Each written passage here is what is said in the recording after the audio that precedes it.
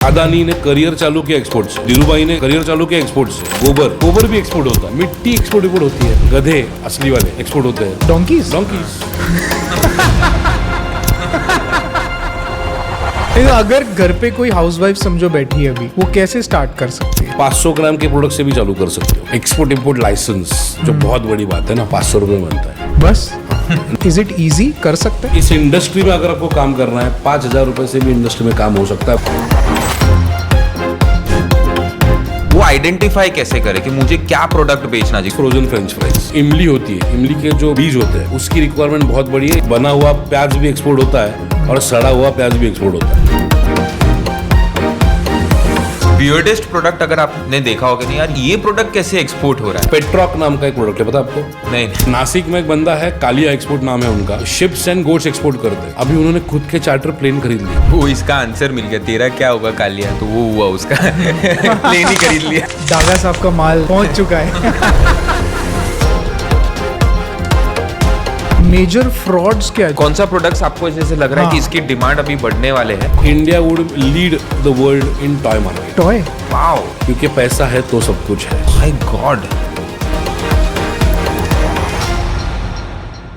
हर हर महादेव, जय सिया राम। मेरा नाम है विनायक शाह और मैं हूं Vineet Kataria. Welcome to win win world. आज बात करने वाले हैं उस चीज के बारे में जो दुनिया के सारे बड़े लोग करते हैं, इंपोर्ट और export. Welcome Omkar Mali. Thank you. कैसे हो सर? बस बढ़िया। बिल्ली के पीछे भागोगे तो बिल्ली आपसे दूर भागेगी, और अगर खाना लेके खड़े रहोगे तो बिल्ली खुद आपके पास आएगी। पैसे भी ऐसे ही काम करते हैं। बिल्कुल। तो क्या मतलब है इसका? बहुत सी बार क्या होता है ना, लोग पैसा कमाने में इतने पागल हो जाते हैं या पैसा पैसा पैसा पैसा पैसा करते हैं, बट एट द एंड वो ये नहीं समझते कि पैसा तभी आएगा जब वो वैल्यू दोगे। तो बिल्ली के लिए खाना देना मतलब give the value and the money will come to you. So value, बिना वैल्यू दिए पैसा कमाना is not possible on longer run. Short term में पॉसिबल हो सकता है, बट वो लॉन्गर रन पे पॉसिबल नहीं हो सकता। That was the whole criteria. Simplified भी एक पूछना था। अभी समझो घर है, एक घर में क्या मटेरियल्स है जो लोगों को पता नहीं है और ये भी एक्सपोर्ट होता है, वो भी एक्सपोर्ट होता है? आपके और मेरे आजू बाजू में जितनी भी चीज़ें हैं, 80% चीज़ें एक्सपोर्ट या इम्पोर्ट होती है। एग्जाम्पल देता हूँ अपने शरीर पे, वॉच एक्सपोर्ट इम्पोर्ट होता है। यस। एक्सेसरीज, बेल्ट्स ऐसे कुछ लेंगे तो एक्सपोर्ट इम्पोर्ट होते हैं। गोल्ड एक्सपोर्ट इम्पोर्ट होता है। कपड़ा, शर्ट्स एक्सपोर्ट इम्पोर्ट होते हैं। बेल्ट एक्सपोर्ट इम्पोर्ट होता है। मोबाइल एक्सपोर्ट इम्पोर्ट होता है। चश्मा एक्सपोर्ट इम्पोर्ट होता है। वॉलेट एक्सपोर्ट इम्पोर्ट होता है। टेबल एक्सपोर्ट इम्पोर्ट होता है। माइक एक्सपोर्ट इम्पोर्ट होता है। लाइट्स एक्सपोर्ट इम्पोर्ट होती है। You name the product which is legal that can be exported और इम्पोर्टेड। Everything around, everything. मिट्टी एक्सपोर्ट इम्पोर्ट होती है। ट्रीज एक्सपोर्ट इम्पोर्ट होते हैं। गधे असली वाले एक्सपोर्ट होते हैं। डोंकीज, लाइव एनिमल्स एक्सपोर्ट होते हैं। अच्छा। मतलब नासिक में एक बंदा है, कालिया एक्सपोर्ट नाम है उनका। वो बंदे I think ships and goats export करते हैं। अभी उन्होंने खुद के चार्टर प्लेन खरीद लिए हैं शिप एक्सपोर्ट इम्पोर्ट करने के लिए। और शीप्स करते तो फिर वुल भी करते होगे। वो इसका आंसर मिल गया, तेरा क्या होगा कालिया, तो वो हुआ उसका प्लेन ही खरीद लिया। सो ऐसा कोई प्रोडक्ट नहीं जो एक्सपोर्ट नहीं हो सकता। You just need to find the right market. Onion का, प्याज की बात करता हूँ, 55 mm प्लस रहेगा तो दुबई जाएगा। 25 mm प्लस मतलब छोटा वाला रहेगा तो अफ्रीकन मार्केट में जाएगा या श्रीलंका मार्केट में जाएगा। उससे बड़ा रहेगा तो यूएस मार्केट में जाएगा। ऐसे हर एक प्रोडक्ट हर एक कंट्री में अलग अलग रिक्वायरमेंट है। आपको रिक्वायरमेंट समझ के मार्केटिंग स्टार्ट करना है, दैट्स इट। मैंने मैंगोज का बहुत सुना है। मैंगोज मेरा एक स्टूडेंट है मयूर सकपाल करके।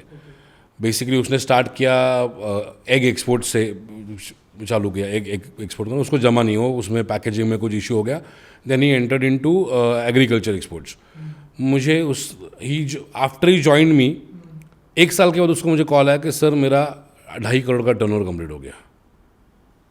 स्टूडेंट था। कहीं पे एक जगह पे इंटर्नशिप किया, सिर्फ घर वालों को बताने के लिए, एंड ही वॉज फोकस्ड कि मुझे एक्सपोर्ट ही करना है। आज I think he must have covered more than 10 crore. और एग्रीकल्चर में क्या दिया उसने? मैंगोज। उसने एक रखा है कि मैं एक प्रोडक्ट पे अपने को फोकस नहीं करूँगा। मैंगोज चाहिए, मैंगोज दूंगा आपको। कैशूनट चाहिए, कैशूनट दूंगा। जो प्रोडक्ट चाहिए वो मैं दूंगा। एज अ ट्रेडर वही तो बेनिफिट है। करेक्ट। फ्री हैंड जो फ्री हैंड होता है। तो ये बेसिकली जो एक्सपोर्ट इंपोर्ट बिजनेस जो होता है, तो जो लोग पहली बार देख रहे हैं और जो लोग को पता नहीं कि ये थोड़ा एक छोटा सा एक बेसिक इंट्रोडक्शन दे देते ये बिजनेस के बारे में। Export import is basically about exporting your product, exporting your service. जो ज़्यादातर लोगों को पता नहीं कि सर्विसेज भी एक्सपोर्ट होती है। जैसे आप अगर कहो तो सॉफ्टवेयर सर्विस एक्सपोर्ट होती है, अगर आप डिजिटल मार्केटिंग कंपनी चला रहे हो तो वो सर्विस एक्सपोर्ट होती है, वीडियो मेकिंग सर्विसेज एक्सपोर्ट होती है। सो हर सर्विस जो इंडिया में दी जा सकती है वो इंटरनेशनल मार्केट में भी दी जा सकती है। That is export of product और सर्विस। बिजनेस काफ़ी बड़ा है और बिजनेस के पीछे ग्लैमर काफ़ी है, thanks to old Hindi films. उसमें एक्सपोर्ट इम्पोर्ट को बहुत अलग तरीके से दिखाया गया और इसकी वजह से डर भी बहुत ज़्यादा है। ओवरऑल बात करने से जैसे लोकल ट्रेड होता है वैसे ही एक्सपोर्ट इम्पोर्ट ट्रेड होता है। ओनली थिंग सिस्टम्स ज़्यादा इन प्लेस है, प्रॉपर प्रोसेस से बिजनेस चलता है। So it's according to me, शायद मैं कर रहा हूँ इतने साल से इसलिए मुझे आसान लग रहा है, बट आई फील जैसे लोकल बिजनेस है उससे बेहतर और उससे सिस्टमाइज और उससे सेफ एक्सपोर्ट इम्पोर्ट का बिजनेस है। तो इसमें ना अभी एक्चुअली जो हमारे सब्सक्राइबर्स हैं ना, तो मुझे ऐसा लगता है मोस्टली 80% लोग अभी एक्सपोर्ट इम्पोर्ट में नहीं होंगे। मुझे ऐसा लग रहा है शायद ज़्यादा ही होगा परसेंटेज। तो अगर उनको हमारे देश के 4% लोग हैं। अच्छा, देश के 4 है तो मैंने ज़्यादा बोल दिया। तो मतलब 96% लोग नहीं है। तो अगर उनको थोड़ा सीखना है या उनको करना है, सो इज इट ईजी, कर सकते हैं? एक्सपोर्ट और इम्पोर्ट मतलब लोगों के दिमाग में एक क्लियर है कि बड़ा कंटेनर है जो भरा जाएगा और वहाँ से वो प्रोडक्ट जाएगा, लाखों टन में चला जाएगा। बट द फैक्ट इज ये ऐसा इंडस्ट्री है, ऐसा बिजनेस है जिसमें आप 500 ग्राम के प्रोडक्ट से भी चालू कर सकते हो। इसमें ऐसा कुछ नहीं है कि आपको बड़े से बड़े कंटेनर एक्सपोर्ट करने पड़ेंगे। सिंपल एग्जांपल देता हूँ मैं, हैंड्स फ्रीज जो ईयरफोन्स होते हैं, ईयरफोन्स इंपोर्ट करता हूँ। एक ईयरफोन जो अपने को रस्ते वाला जो मिलता है, जो क्वालिटी स्टेशन वाला जो 100-150 रुपये में मिलता है, उसकी लैंडेड कॉस्ट अगर क्वांटिटी अच्छी हो तो 7-8 रुपये में मिल जाता है। अरे बाप रे। ग्लासेस, ये कप्स है, ये कप्स का इंपोर्ट बहुत बड़ी तादाद पे होता है। माइक के आप जाके अली एक्सप्रेस जैसी वेबसाइट है या alibaba.com जैसी वेबसाइट है, वहाँ पे जाके कॉस्ट देखिए।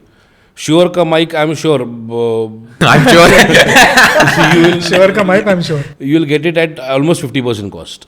इंडिया का सबसे बड़ा प्लस पॉइंट और नेगेटिव पॉइंट यह है कि हम लोग we make best quality of products, but हम लोग पैकेजिंग पे फोकस नहीं करते, and that is why India lacks in this business.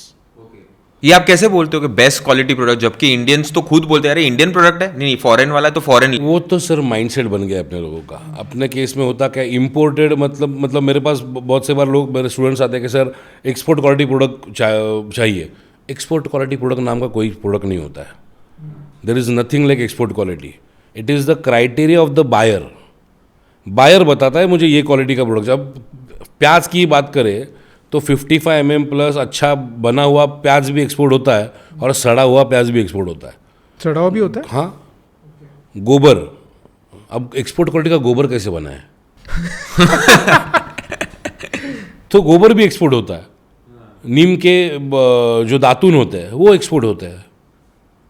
Cow dung भी एक्सपोर्ट होता है? यस, बड़े तादाद में होता है। दुबई अपने से बहुत बड़े तादाद में इंपोर्ट कर रहा है इन रिसेंट ईयर्स, बिकॉज वहाँ पे बायोगैस के लिए यूज करते हैं। बायोगैस के लिए यूज करे and they want to create कि वहाँ पे उनका फार्मिंग स्टार्ट करे, तो for that cow dung is been utilized. So like with your reaction I can surely tell you, आपके व्यूअर्स की भी ये रिएक्शन होगी, ज़्यादातर लोगों को ये थॉट ही नहीं कि कौन से प्रोडक्ट एक्सपोर्ट हो सकते हैं। हाँ, राइट। हाँ, आपने पेपर ग्लास बोला, वो भी नहीं बता था मुझको। पेपर ग्लास होता है, स्ट्रॉज होते हैं, अपने हैंडीक्राफ्ट महाराष्ट्र के पालघर जिले में जो वारली पेंटिंग होता है। मैं पालघर जिले में एक बार गया था, वहाँ पे एक वारली पेंटर था, उसको पूछा प्रोडक्ट का कॉस्ट क्या है, उसने बोला 110 रुपये में। मैंने पूछा अगर मैं तेरे से 100 लूँगा 100, तो सर 60-70 रुपये में दे दूँगा। वही प्रोडक्ट अच्छी फ्रेम लगा के मैंने दुबई के एम्पोरियम में 6,500 में देखा हुआ था। बैम्बू के कप्स या बैम्बू के ग्लासेस जो आप अगर बैंगलोर टू मैसूर जाते हो, ऑन द वे रास्ते पे साइड में लोग बेचते हैं।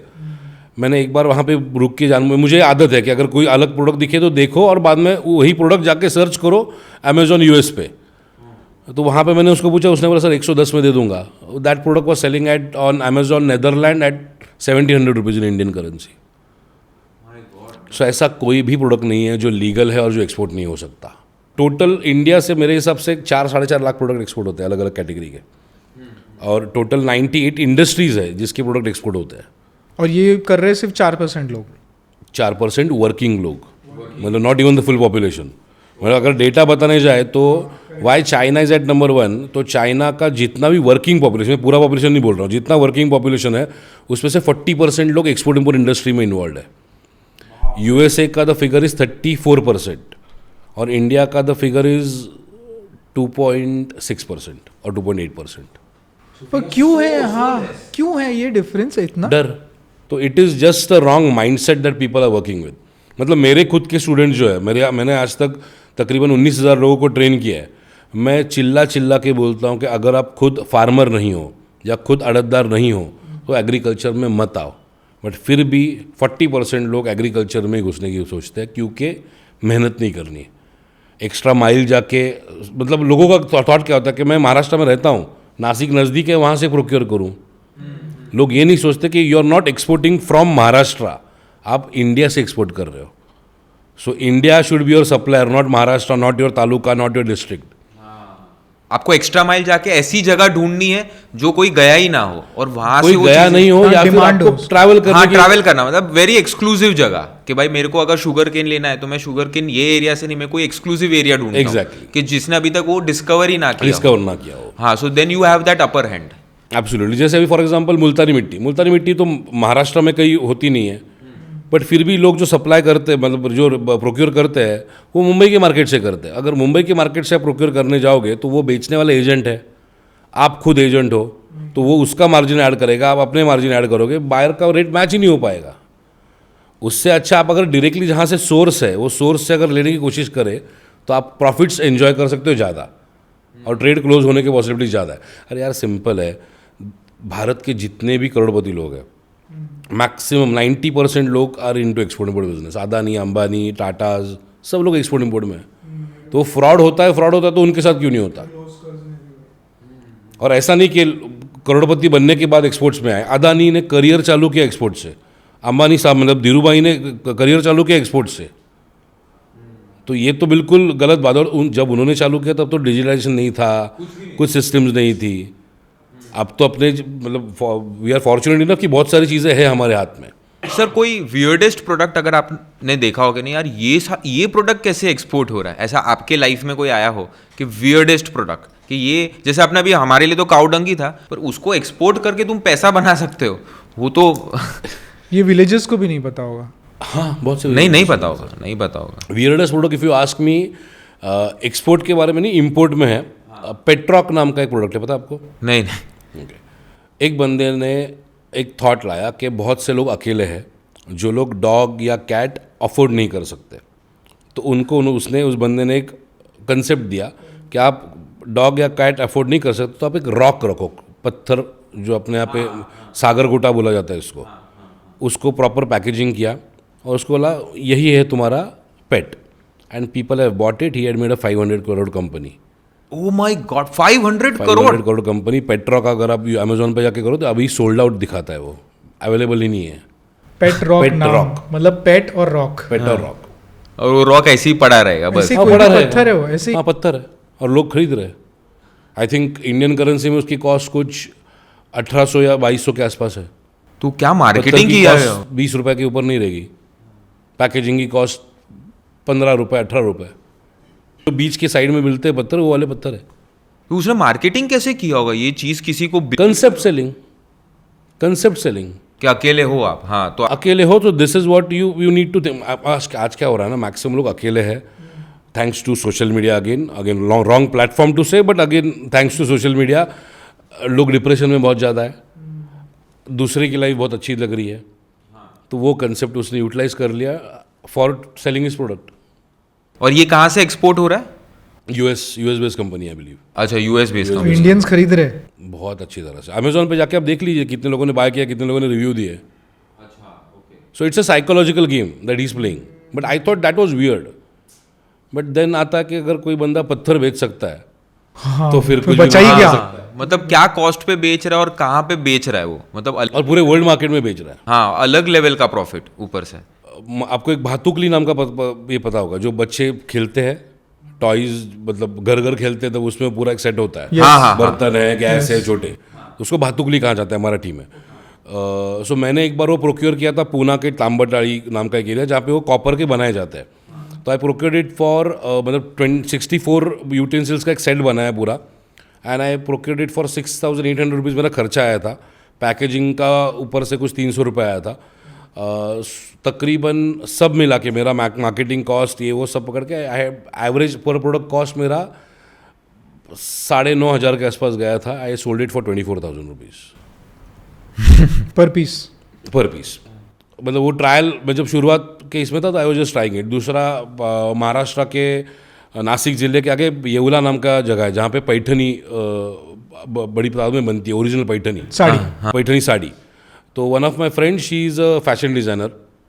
तो I had been in London, मेरा एजुकेशन लंदन में हुआ है, तो मुझे पता था कि वहाँ की शादियों में सब गाउन्स पहनते हैं। ओनली जिसकी शादी हो रही है वो वाइट गाउन पहनती है, बाकी सब लोग मल्टी कलर्ड गाउन्स पहनते हैं। So we made a gown made up of that Paithani material.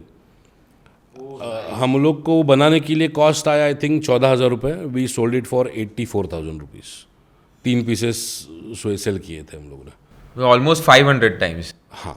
तो इट इज़ लाइक ऐसा कोई प्रोडक्ट नहीं है जो बेचा नहीं जा सकता। बेचना आना चाहिए, बेचना आना चाहिए टू द राइट पर्सन, और मार्केटिंग आनी चाहिए। अपने यहाँ पे होता क्या है ना, मैक्सिमम लोग मार्केटिंग करने से डरते हैं।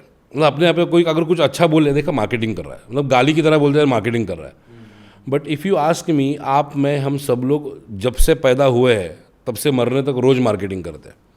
मतलब एग्जाम्पल के साथ बताता हूँ, हम लोग पैदा होते हैं, रोना चालू कर देते हैं, तो रोते हैं, वो हो गया अपना मार्केटिंग। उसके अगेंस्ट माँ अपने को दूध देती है, वो हुआ अपना sales. Sales is what you earn something, no. हाँ। उसके बाद स्कूल में जाते हैं, नए कुछ लड़कों लड़कियों के ग्रुप दिखते हैं, उनके पास चले जाते हैं, हम कैसे अच्छे हैं, वो फ्रेंडशिप करने की कोशिश करते हैं, दैट इज़ मार्केटिंग। फ्रेंडशिप हो जाती है, वो सेल्स। फिर कॉलेज में चले जाते हैं, कोई लड़का या लड़की अच्छी लगती है, उसको प्रपोज करते हैं, दैट इज़ मार्केटिंग। अफेयर हो जाता है, दैट इज़ सेल्स। फिर शादी करने की बात आती है, हम लोग पे कांदा पोहा बोलते हैं उसको, चाय पानी का ही होता है। तब माँ बाप बताते कि हमारा बच्चा कितना अच्छा है, बिल्कुल सिगरेट नहीं पीता, दारू नहीं पीता, बच्ची कितना खाना अच्छा बनाता है, दैट इज़ मार्केटिंग। शादी हो जाती है, that is sales. So every day we are doing it. पर धंधे की अगर बात आए तो हम लोग डरते हैं या पैसा मांगने से। I have seen people who have best of the best product but are not able to sell. बचपन से ही सेलिंग को टैबू के तौर पे अपने इवन अपने एजुकेशन सिस्टम में ही अगर कोई कुछ बेचने की कोशिश करे तो लोग उसको गलत ही मानते हैं कि यार इतना क्यों बेच रहा है। That is the reason are marketing ads, हम आप जितनी भी टेलीविजन एड्स देखोगे डायरेक्ट सेलिंग नहीं होता है। इट इज़ जैसे Cadbury sells emotions. Exactly. So ये एक माइंडसेट लोगों में नहीं है सेलिंग का, which needs to be developed. आज दुनिया का सबसे highest paying job is sales. Specially मतलब जैसे मैं देख भी रहा था वीडियो जिससे आप बोलते थे कि मराठी मानुस जो होता है, मराठी कम्युनिटी होता है, वो बिजनेस करने से हमेशा डरता है कि भाई नहीं बिजनेस नहीं। हमेशा ये देखा, मतलब ये सोचा गया है, हाँ, कि एक पोर्ट्रे किया गया है, ये लोगों ने क्रिएट किया हुआ है कि मराठी मानुस बिजनेस नहीं कर सकता, मराठी मानुस बिजनेस नहीं कर सकता। अब और दूसरा लोगों का पर्सपेक्टिव क्या है कि रेस्टोरेंट चलाना है तो शेट्टी लोगों ने चलाना, हाँ करेक्ट, धंधा करना है तो मतलब no offence to the community, but Gujarati Marwari नहीं करना। सिंधी। तब मेरे दिमाग में थॉट आता कि साला गुजरात में सब लोग धंधा ही कर रहे हैं, नौकरी नहीं कर रहे कोई। तो बहुत से मराठी लोग जिन्होंने they have made it.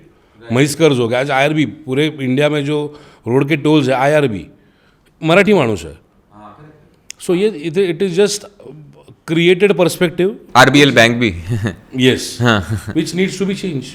Correct. नहीं तो अगर घर पे कोई हाउसवाइफ समझो बैठी है अभी and she want to do something, वो कैसे स्टार्ट कर सकते? सॉरी गाइस, आपके पॉडकास्ट के फ्लो को बस 30 सेकंड के लिए रोक रहे हैं। 2 बहुत इंपॉर्टेंट न्यूज़ आपको देनी थी। पहली न्यूज़ ये है कि बड़े बड़े पॉडकास्ट जो हमारे विन विन वर्ल्ड पे आते हैं, उसके अगर आपको छोटे छोटे क्लिप्स देखने हैं तो विन विन शॉर्ट्स को जरूर सब्सक्राइब कर लेना। और सेकंड न्यूज़ ये है कि अगर आपको हमारी नॉर्मल लाइफ देखनी है, कैसे हम उठते हैं, बैठते हैं, खाते हैं, पीते हैं, तो आप विन विन व्लॉग्स को फॉलो कर सकते हो। Now back to podcast. नहीं तो अगर घर पे कोई हाउसवाइफ समझो बैठी है अभी and she want to do something, वो कैसे स्टार्ट कर सकते? E-commerce exports. ई-कॉमर्स एक्सपोर्ट्स में क्या होता है, आप फॉर एग्जाम्पल वो प्लेट्स बनाती है, प्लेट्स है उसके बाद पेपर प्लेट्स जो होते हैं। मैं तो बोलता हूँ अगर जो कुछ बना भी नहीं रही है, लेट्स अज्यूम कि वो कुछ बना भी नहीं है, उसके पास कोई प्रोडक्ट भी नहीं है, ड्रॉप शिपिंग नाम की एक चीज़ है। Drop shipping. Drop shipping, okay. एक मैन्युफैक्चरर है, वो अपना प्रोडक्ट बना रहा है, मैं let's say I am house wife, मैं उनके पास जाके अप्रोच करता हूँ कि आपके प्रोडक्ट है, मैं आपके प्रोडक्ट का पूरा कैटलॉग बना के लूँगी, उसका मार्केटिंग चालू करूँगी अमेज़ॉन, मीशो या ऐसे जो प्लेटफॉर्म्स है, स्नैपडील्स, वहाँ पे जाके मैं एक प्रोफाइल क्रिएट करके उसका मार्केटिंग स्टार्ट करूँगी। जैसे ऑर्डर आएगा, पहला पैसा आएगा, पैसे में से लेट्स अज्यूम मैंने डिसाइड किया बॉटल है, तो बॉटल की कॉस्ट है 10 रुपया और मैंने सेलिंग कॉस्ट रखी 12 रुपये, तो 12 रुपये मेरे पास पहले आए, 2 रुपये मैंने अपने निकाल दिए, बाकी के 10 रुपये उन सप्लायर को दे दिया। सप्लायर को देने के बाद सप्लायर ही वहाँ से मार्केट ट्रांसपोर्टेशन मैनेज करेगा। उसके लिए भी ट्रांसपोर्टेशन पार्टनर्स अवेलेबल है, आपको खुद को जाके पैकेजिंग करके ट्रांसपोर्ट करने की ज़रूरत नहीं है।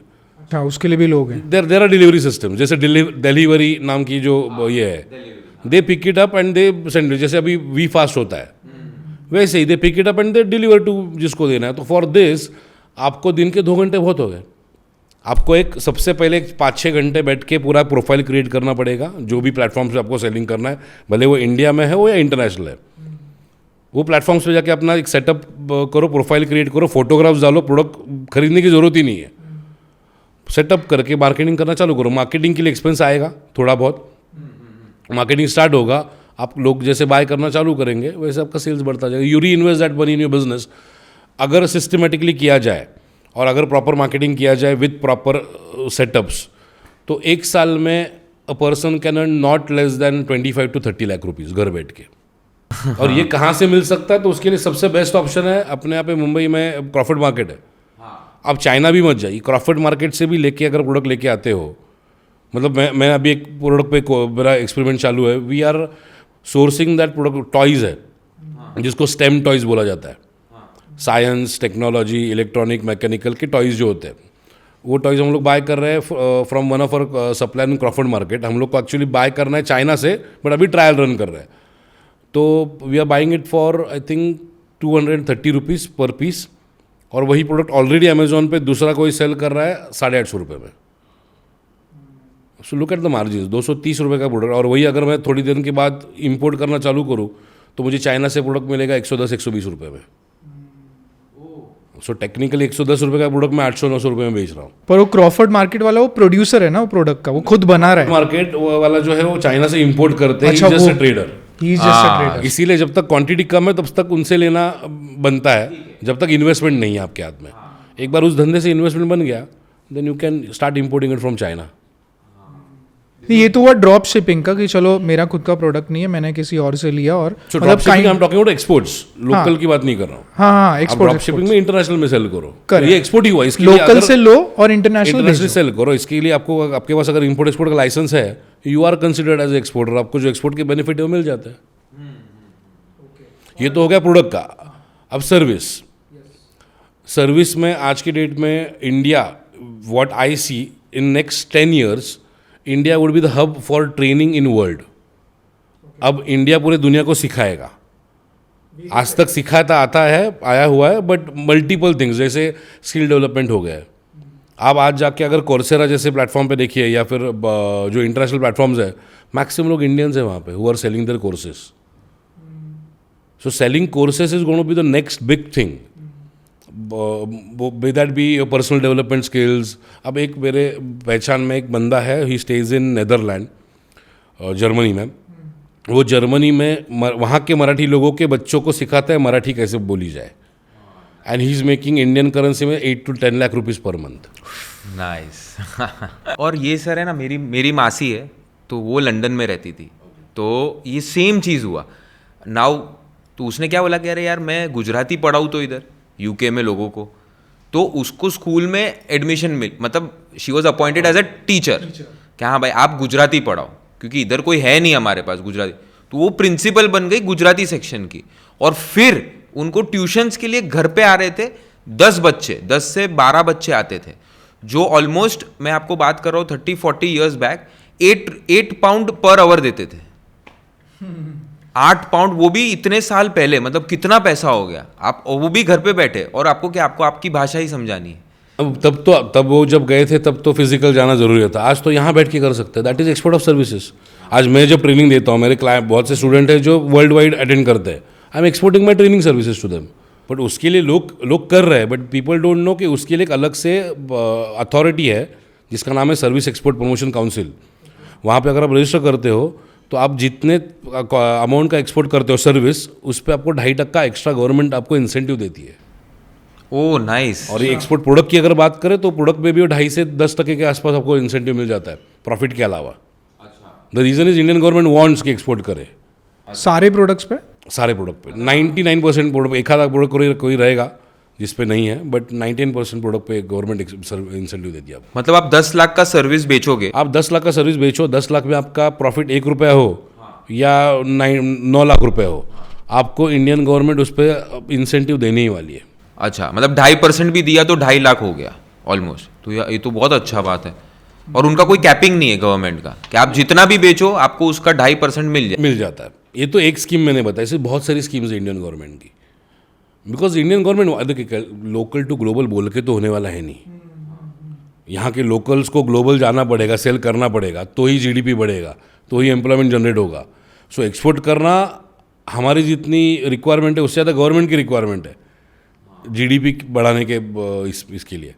सो that's the reason government wants us to export more. क्यों? क्योंकि आप एक्सपोर्ट करते हो, डॉलर्स आते हैं अंदर, इंटरनेशनल करेंसी आती है। हाँ। विनीत ने जैसे पूछा था हाउसवाइफ, तो अभी ये तो सर्विस हो गया। समझो कि उनके पास कोई प्रोडक्ट नहीं है और उनको ये ड्रॉप शिपिंग नहीं करना है, और अगर प्रोडक्ट मुझे कुछ बेचना है, अब पहले तो समझो कि वो आइडेंटिफाई कैसे करे कि मुझे क्या प्रोडक्ट बेचना चाहिए, क्योंकि अभी उनका तो दिमाग ही नहीं चल रहा है। So what is the right way? So उसके लिए ना मल्टीपल क्राइटेरिया है। सबसे पहला क्राइटेरिया तो तुम्हारा इंटरेस्ट किस में है, क्योंकि आप जब एक प्रोडक्ट एक्सपोर्ट करने की बात करते हो आपको रिसर्च काफ़ी डिटेल में करना पड़ता है, because you are representing your company and your country. तो प्रोडक्ट रिसर्च एक सबसे इंपॉर्टेंट पार्ट है। उसके लिए इंटरेस्ट आपका किस में है, तो आपको कुकिंग में इंटरेस्ट है तो कुकिंग से रिलेटेड प्रोडक्ट डिसाइड कीजिए। आपको क्लोथिंग में इंटरेस्ट है तो उसके अराउंड प्रोडक्ट डिसाइड कीजिए। आपका एजुकेशन अगर किसी फील्ड में हुआ है और आपको अगर उसमें इंटरेस्ट था तो उसके अराउंड कोई प्रोडक्ट डिसाइड कर लीजिए। तो वो एक बात होगी, एक तो इंटरेस्ट। दूसरा होता है कि आपको प्रोडक्ट का सप्लाई कितना रेगुलर मिल सकता है। ये नहीं कि कितना आसान मिल सकता है, कितना रेगुलर मिल सकता है। ये दो चीज़ों में बहुत लोग कंफ्यूज हो जाते हैं। लोगों को लगता है कि प्रोडक्ट सप्लाई रेगुलर होना चाहिए। लोगों को लगता है ठीक है, मेरे गांव के बाजू में ये प्रोडक्ट मिलता है, वही एक्सपोर्ट करता हूँ, या मैं मेरे चाचा का भाई का भतीजा वो प्रोडक्ट का मैन्युफैक्चर है तो वही प्रोडक्ट एक्सपोर्ट करना है। Not that. आप कितना रेगुलर प्रोडक्ट आपको सप्लाई मिल सकता है, ये दूसरा क्राइटेरिया। तीसरा क्राइटेरिया होता है कि आपको प्रोडक्ट को रिक्वायरमेंट कितनी है इंटरनेशनल मार्केट में। मतलब इंडिया ऑलरेडी कितनी बड़ी तादाद में एक्सपोर्ट कर रहा है, उसके लिए गवर्नमेंट की वेबसाइट्स है, वो जाके आप देख सकते हो। वहाँ पे आपको समझ में कितना एक्सपोर्ट हो रहा है इंडिया से। नेक्स्ट होता है आपकी इन्वेस्टमेंट कैपेसिटी कितनी है। मतलब मेरी इन्वेस्टमेंट कैपेसिटी समझो लाख रुपए की है और मैं सोच रहा हूँ कि मैं एक कंटेनर भर के सोना एक्सपोर्ट करूँ, तो पागल हूँ मैं। But this is the biggest mistake that people make. ज़्यादा अपने उससे ज़्यादा मैक्सिमम लोग यही गलती करते हैं। होता क्या है, लोगों को लगता है कि ठीक है ना, बाहर मिलने के बाद बैंक लोन दे देगा, पिताजी से पैसा ले लूँगा, उसी में फंस जाता है। बट इफ़ यू आस्क मी, इस इंडस्ट्री में अगर आपको काम करना है, 5,000 रुपये से भी इंडस्ट्री में काम हो सकता है। मैंने चालू किया था, मेरे पास हार्डली 12-15 हज़ार रुपये की इन्वेस्टमेंट थी जब मैं इस इंडस्ट्री में आया। 12,000 बस? That's it. मेरा फैमिली बैकग्राउंड क्या है, मेरा बचपन स्लम्स में गया है। भांडुप के मतलब थाना के यहाँ पे भांडुप नाम का स्लम्स है, वहाँ पे मेरा बचपन गया है। मेरे ग्रैंडफादर कारपेंटर थे जो किसी के पास जॉब करते थे। मेरे पिताजी मफतलाल इंजीनियरिंग में कामगार के तौर पे काम करते थे, मजदूर थे मेरे डैड। तो पैसा और सपोर्ट दोनों नहीं था घर से। सो घर पे बैकग्राउंड, फाइनेंशियल बैकग्राउंड अच्छा वाला था ही नहीं, ना ही सपोर्ट था ना सपोर्ट तो बिल्कुल नहीं था। मतलब मैंने बिजनेस चालू किया 1.5 साल के बाद मेरे घर वालों को पता कि मैं बिजनेस कर रहा हूँ, नहीं तो होता ही नहीं कभी। नहीं, because they have been through a lot, तो वो सपोर्ट कैसे करेंगे? वो तो उनका भी अपने पेरेंट्स का। अब बच्चे बहुत सी बार माँ बाप को गाली देते हैं क्योंकि because they are not supporting. They have seen people कि कोई दोस्त ने बिजनेस चालू किया, फेल हुआ, या उन्होंने कोई बिजनेस चालू किया होता है, वो फेल हुआ होता है। Correct. So it is not that they are against your business, they are against you failing. they don't want you to fail Exactly. basically, क्योंकि उन्होंने वो वाला सक्सेस देखा नहीं है, वो सेक्टर वाला। और अपने यहाँ पे अभी तो बिजनेस सक्सेस स्टोरीज आने लगी है ना। पहले क्या था कि जो बंदा बिजनेस चालू करेगा 1 साल में मैक्सिमम बिजनेस बंद हो जाते थे। अभी वैसा नहीं हो रहा, थैंक्स टू मल्टीपल थिंग्स। मतलब शार्क टैंक हो गया या डिजिटलाइजेशन हो गया, उसकी वजह से सस्टेन कर पा रहे हैं हम लोग। बट पहले वैसा नहीं था। सो मतलब मैं आई ऑलवेज टेल, जो बच्चे अपने माँ बाप को गाली देते हैं, अगेंस्ट जाते हैं ना, I against try and understand their perspective, उनके शूज में खड़े उनके होके। बिकॉज वो ऐसा नहीं है कि वो विरोध करना चाहते हैं, it is just that they care about you. वो बोलते हैं ना कि माँ बाप का बोलना गलत हो सकता है बट नियत कभी गलत नहीं हो सकती। सो वो होता है और उसकी वजह से लोग आते नहीं हैं। So investment capacity is the important factor when you decide your product. So अगर आपके पास 5 लाख रुपए की इन्वेस्टमेंट है, ऐसा प्रोडक्ट सोचिए कि जिसमें एक कंसाइनमेंट 2 लाख में चला जाए, तो आप 2-3 कंटेनर का रोलिंग कर पाओ, 2-3 कंसाइनमेंट का रोलिंग कर पाओ। और मोस्ट इंपॉर्टेंटली सेकेंड है कि पेमेंट टर्म पे हार्ड एंड फास्ट हो। आप चाइना में 100% पेमेंट के अलावा बात नहीं होती है। इंडिया में अगर कोई गोरा आया और बोला मुझे प्रोडक्ट चाहिए, तो अपने लोग तो लुटवा देते हैं। हाँ सर 20% एडवांस दो, 80% बाद में दो, क्योंकि कोई गोरा है, क्योंकि किसी ने अच्छे तरीके से बात की। इंडियंस आर, हम लोग बहुत भोले हैं, हम लोग दिखाते कि हम लोग डेढ़शाने हैं बहुत। Street smart. If anyone comes and talk to you in a nice manner, और अगर वो गोरा रहा या किसी और कंट्री से रहा, वी आर सोल्ड आउट। तो हम लोग तो प्रॉपर्टी बेच दे अपनी उनके लिए। और उसकी इसी चक्कर में ज़्यादातर लोग फंस जाते हैं। 75 to 80% मैन्युफैक्चरर्स या फार्मर्स जो एक्सपोर्ट क्वालिटी का, सो कॉल्ड एक्सपोर्ट क्वालिटी का प्रोडक्ट बनाते हैं, वो खुद एक्सपोर्ट नहीं करते, उनसे लेके कोई और बंदा एक्सपोर्ट करता है।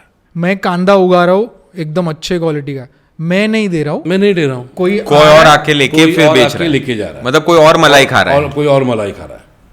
ये आपने ये सिर्फ कांदे की बात और ये नहीं अभी भी है। ये अभी भी है, ये अभी भी है। ये सिर्फ प्याज की बात नहीं है, एग्रीकल्चर की बात नहीं है, manufacturing product, engineering products, clothing, everywhere it is there. तो मैंने वो गैप आइडेंटिफाई किया। So what I did was, मैंने एक लिस्ट निकाला एसोसिएशंस का, वहाँ पे गया, उनसे बात किया कि उनको मैंने तब बोला कि यार मैं रिसर्च कर रहा हूँ कि आप खुद प्रोडक्ट उगा रहे हो एक्सपोर्ट क्वालिटी का, कोई और लेके आपसे एक्सपोर्ट कर रहा है, तो आप खुद क्यों नहीं कर रहे हो? ये क्या सॉरी क्या एसोसिएशंस होते हैं? एसोसिएशन फार्मर एसोसिएशन होता Farmer, है, okay. जो हर एक लोकल एसोसिएशन ओके होता है। ओके। तो वहाँ से मुझे पिन पॉइंट्स पता चले उनके क्या है। एक तो उनको डर है एक्सपोर्ट का, दूसरा उनको लगता था कि एक्सपोर्ट के लिए जो डॉक्यूमेंट्स लगते हैं बहुत ज़्यादा महंगे आते हैं, क्योंकि अवेयरनेस ही नहीं था ना, किसी ने अवेयर करा ही नहीं था। और जो ऑलरेडी उनसे लेके कमा रहा है वो तो कभी उनको अवेयर होने ना दे, वो फार्मर हो या कोई मैन्युफैक्चरर हो। तो तब मुझे समझ में आ गया गैप कहाँ पे। Then I approach them again, I said कि आपको एक्सपोर्ट करना है? तो हाँ करना है ऑब्वियसली, हमसे लेके वो बेच रहा है, हम देख रहे हैं।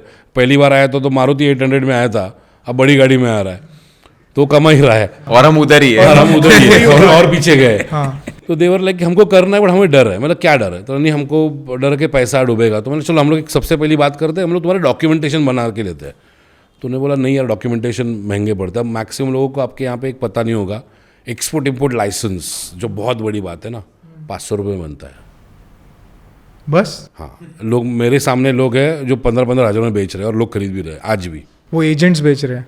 एजेंट सीएज, वो अंदर कंट्री के अंदर भी लोग का इम्पोर्ट एक्सपोर्ट चल रहा है कि तू मतलब मैं जाता हूँ, मैं सर्टिफिकेट बना के देता हूँ, तेरा 500 रुपये का 15,000 लगेगा। सो आज भी है। सो देन आई वेंट और ये देयर, बाहर एक्सपोर्ट करने के लिए आप बोल रहे जो इम्पोर्ट एक्सपोर्ट लाइसेंस, जिसको IEC कोड बोलते हैं, There is only import one export code, license. There is only one license. It is आप जाके खुद DGFT की वेबसाइट, मतलब director general of foreign trade, उनकी वेबसाइट पे जाके खुद भी बना सकते हो। तो वो डर था। देन आई टोल्ड देम कि ओके ये लाइसेंस तुमको लगेंगे, ये डॉक्यूमेंट्स लगेंगे, ये रजिस्ट्रेशन लगेंगे, इस सारे का खर्चा जो भी गवर्नमेंट चार्जेस आएंगे वो मैं आपसे एट एक्चुअल लूँगा, और ये बनाने के मेरे चार्जेस लूँगा मैं 10,000 रुपये। मेरे 10,000 लेने के बाद भी जो लोग उनको बाहर कोट कर रहे थे, माई कॉस्ट वॉज 70% लेसर। बाप तो मुझे फर्स्ट महीने में ही 32 लोगों ने बोल दिया कि भाई हमारे लाइसेंस बना दे। इसमें मेरे साथ 2 चीज़ें हुई।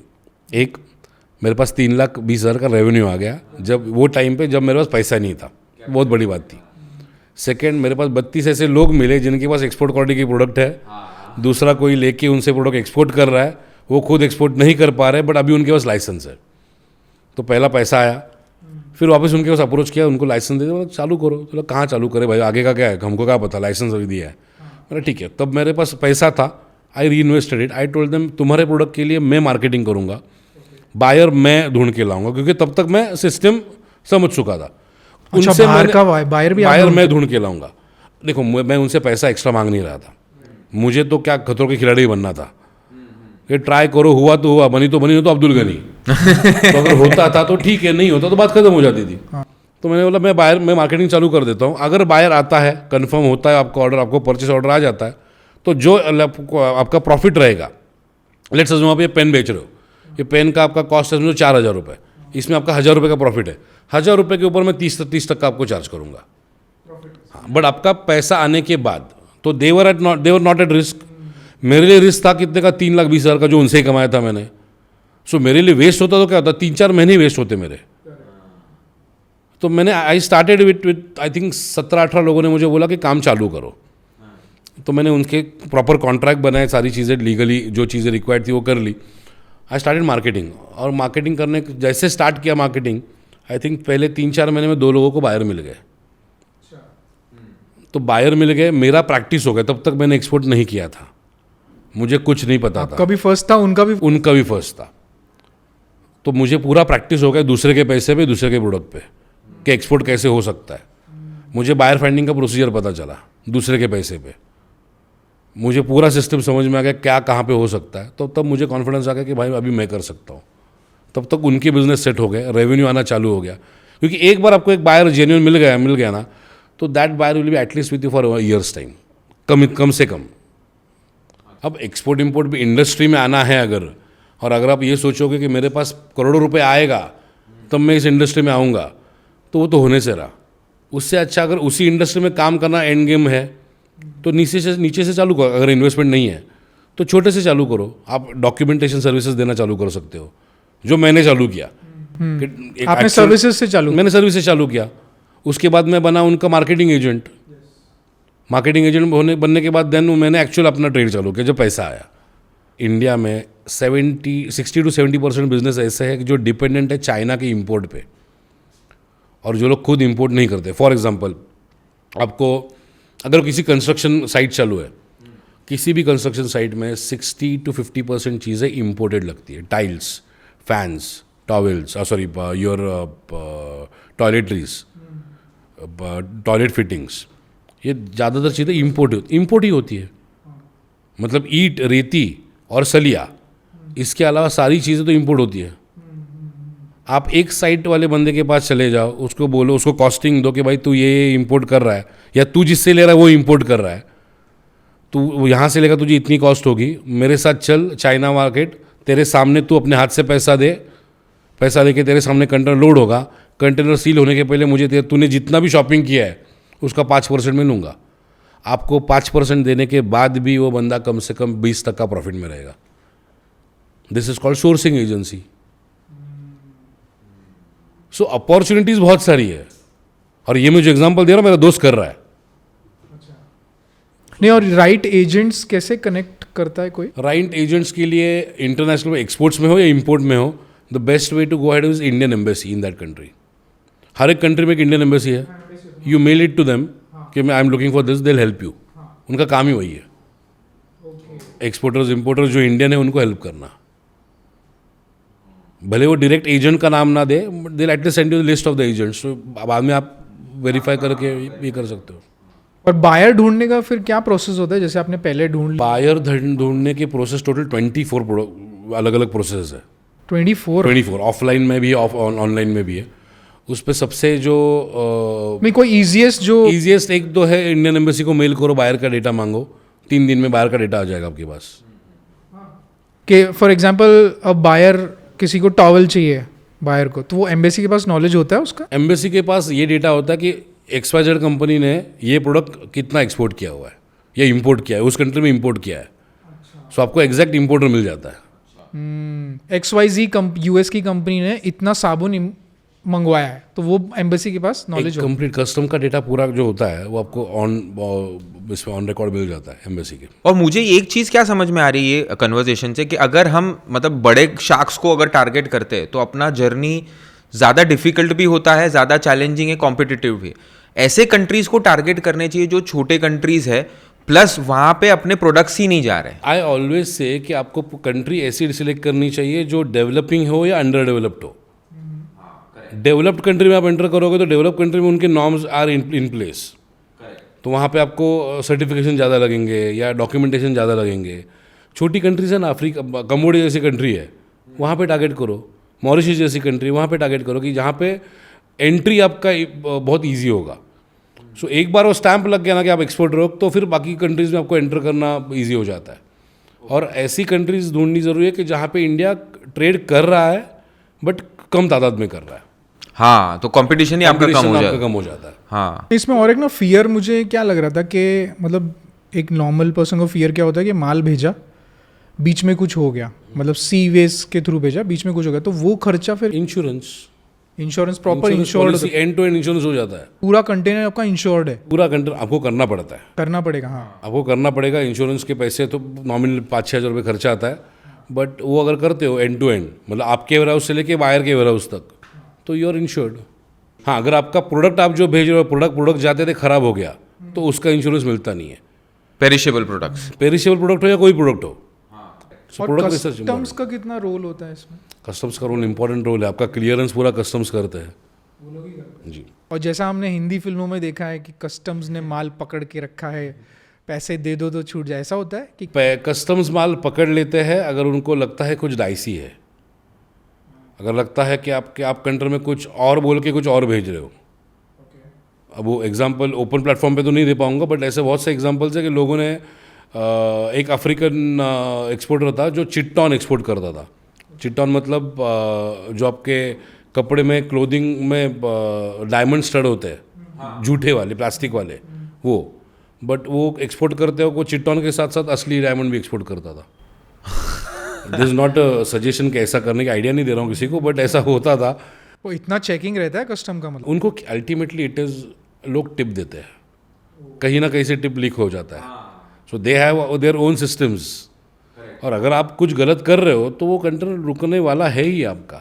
ओल्ड मूवीज़ में एक्सपोर्ट इम्पोर्ट को ऐसा दिखाया गया है, मतलब आज भी मेरी अगर मम्मी हमारे किसी फैमिली फंक्शन में किसी को इंट्रोड्यूस करके मेरा बेटा एक्सपोर्ट इम्पोर्ट करता है, तो लोग ऐसे देखते हैं मेरी तरफ, मुझे डर लगता है कि उनको ग्लैमरस लग रहा है कि ये कोई स्मगलिंग वगलिंग कर रहा है. तो लोगों का नज़रिया आज भी, और इसी की वजह से ज़्यादा लोग इस इंडस्ट्री में नहीं आते. डागा साहब का माल धागा साहब पहुंच चुका है. तो आपने सर तब तो फिर शुरू जब किया था तो आपने कैसे प्रोडक्ट को आइडेंटिफाई किया? मेरा प्रोडक्ट, एक तो मेरी तरफ देख के ही समझ में आया कि मेरा interest was always in food industry. So food was my core. मेरा कोर प्रोडक्ट तब भी था और आज भी है, that is frozen French fries. Frozen French fries. अच्छा, वो कैसे फ्रोजन फ्रेंच फ्राइज? मतलब आपको जो मैकडोनल्ड्स में फ्रेंच फ्राइज मिलते हैं वो फ्रोजन ही आते हैं. गरम करके खाने का, वो आपको फ्राई करके you have to eat it. जो फ्रोजन फूड का मार्केट वर्ल्ड वाइड बहुत बड़ा है. मतलब आज इंडिया से फ्रोजन पराठा, फ्रोजन चपाती बहुत बड़ी तादाद में एक्सपोर्ट होता है. और ये मुझे आइडिया कब आया था, जब मैं लंदन में था. लंदन में हम लोग को अगर चपाती खानी होती है तो रेस्टोरेंट में जाके खाना, तो तब स्टूडेंट थे तो उतनी औकात थी नहीं.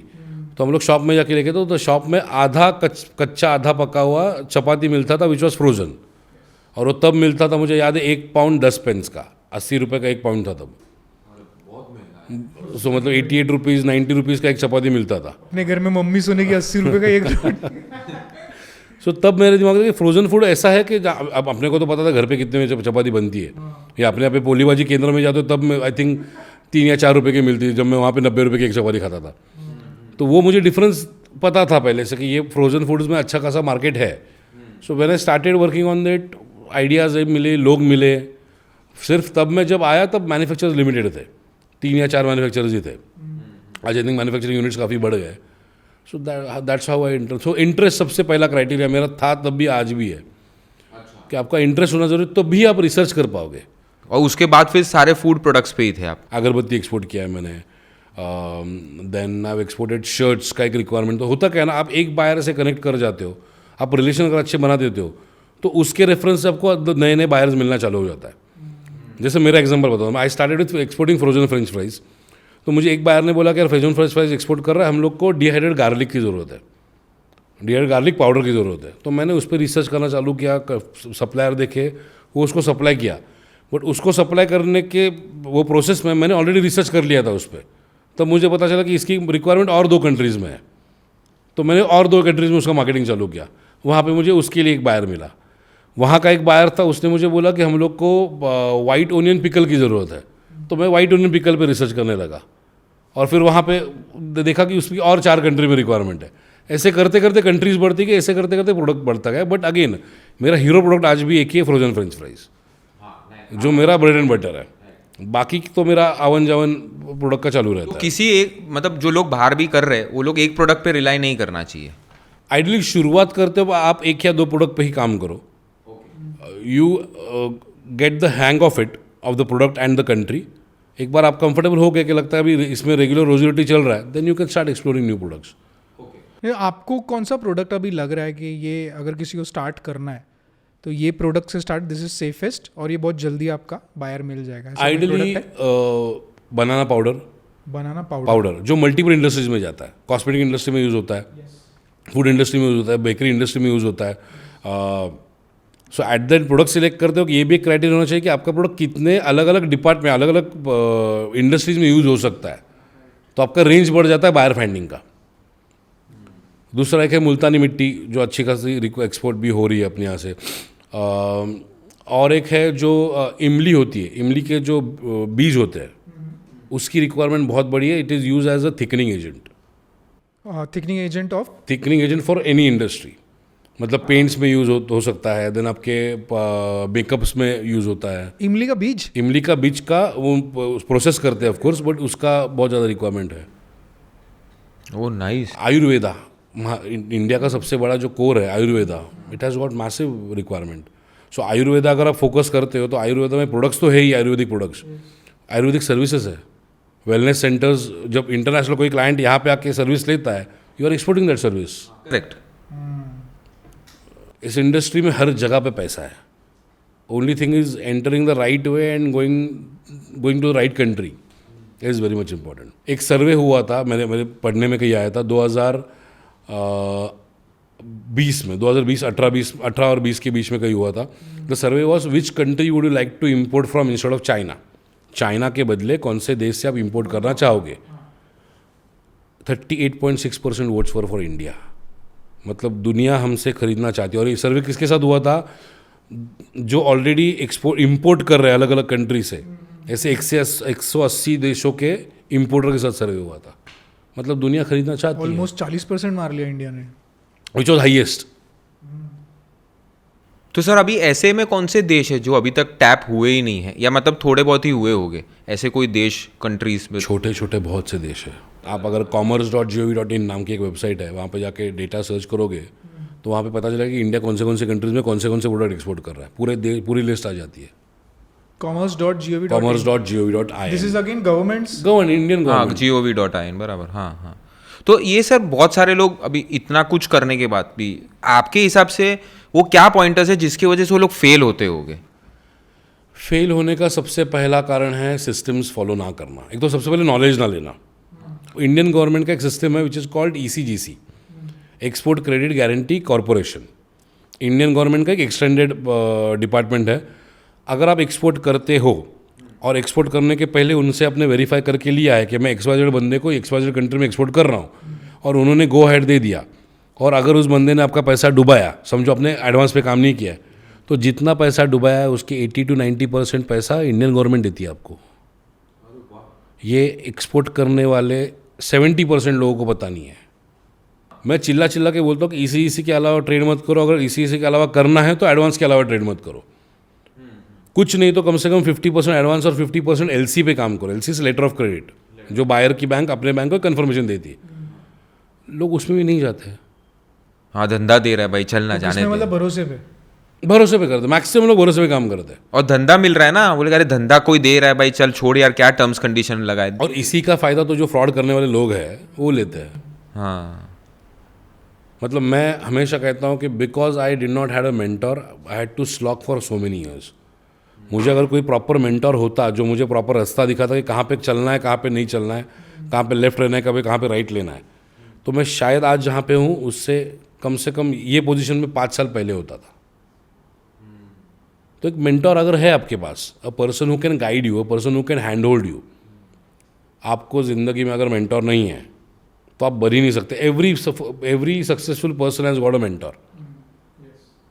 रतन टाटा जी के पास मेंटोर था, सचिन तेंदुलकर के पास मेंटोर था, छत्रपति शिवाजी महाराज के पास मेंटोर थे. So there is no person who successful and don't have a mentor. और अपने यहाँ पे ऐसा है ना कि लोगों को लगता है कि मेंटर की क्या ज़रूरत है, मुझे सब आता है। मैंने गूगल पे 25 आर्टिकल्स पढ़ लिए है और यूट्यूब पे 10 वीडियोस देख लिए। ऐसे नहीं हो सकता। मैं बोलता, मेरा एक फंडा क्लियर कि तुमको अगर एक्सपोर्ट इम्पोर्ट में आना है, you have to go and visit the supplier. लोग नहीं यार, गुजरात में सप्लायर है, कहाँ जाए, वो सब फोन पे ही बात फोन चल पे रही बात है। चल देना, रही भेज है। देना। हाँ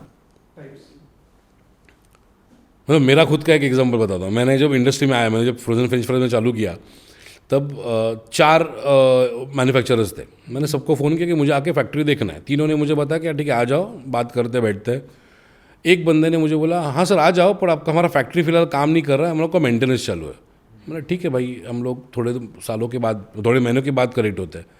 1.5-2 महीने के बाद फिर से कॉल किया, बोला भाई अभी खत्म हुआ। मैंने हाँ सर मेंटेनेंस खत्म, आ जाता हूँ। हाँ सर आ जाइए, पर हमारे फैक्ट्री में थोड़ा स्ट्राइक चालू है।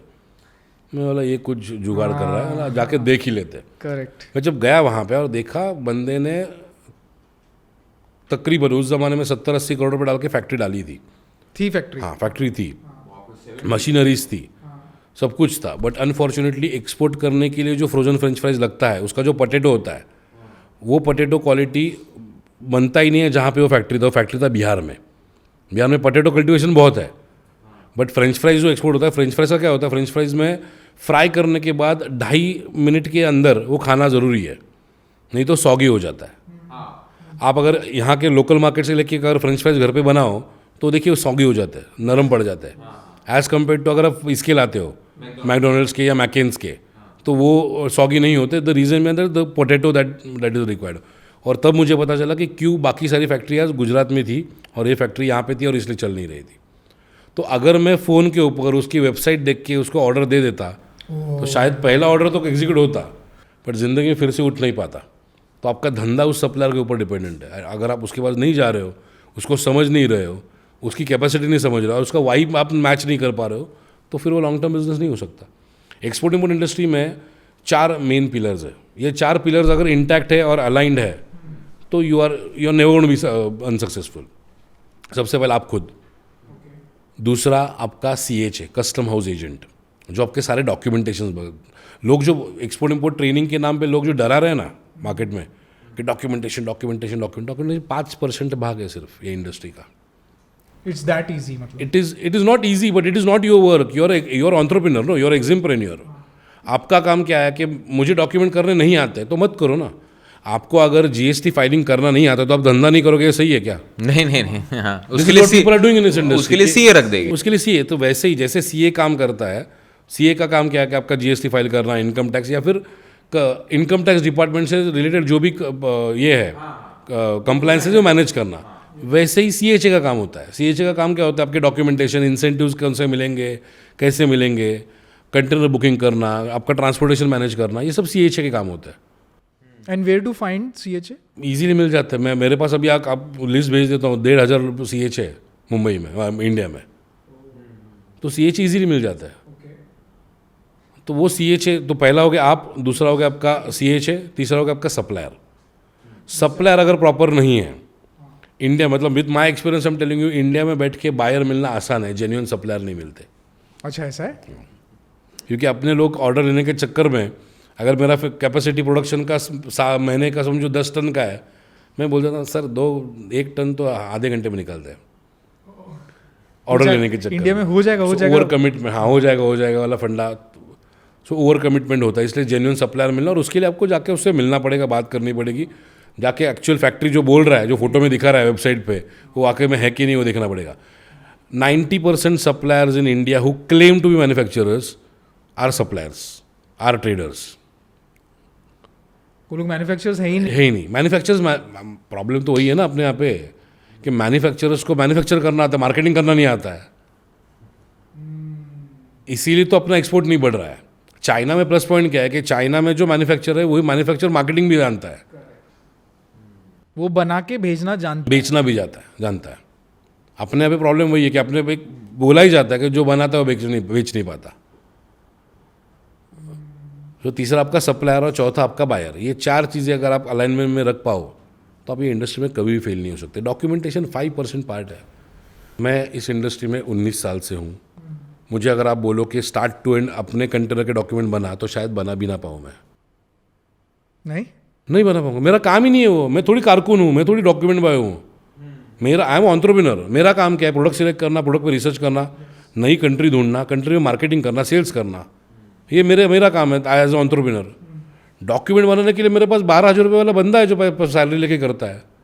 बट वो 12,000 के चक्कर में लोग इस इंडस्ट्री में आते नहीं, क्योंकि उतना बड़ा प्रोपोगंडा किया गया है। पिक्चर दिखाया गया कि दिस इज वेरी टफ। तो मेरे ट्रेनिंग प्रोग्राम में मेरा सबसे पहला ये होता है कि भाई इंडिया और कनाडा के बीच में ट्रेड एग्रीमेंट क्या है, इससे तेरा क्या लेना देना है।